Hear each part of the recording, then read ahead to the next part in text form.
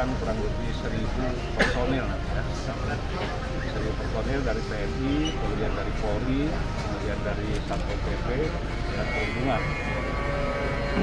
Dan pola pengamanan nanti kita akan bagi 3 ring.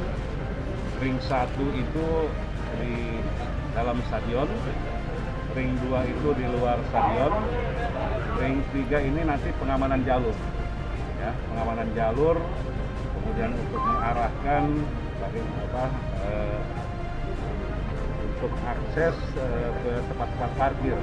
Ya memang untuk di dalam sendiri, dalam stadion ini baru sekitar 200, sehingga ada beberapa lokasi parkir yang akan kita gunakan dalam hal pengamanan ini.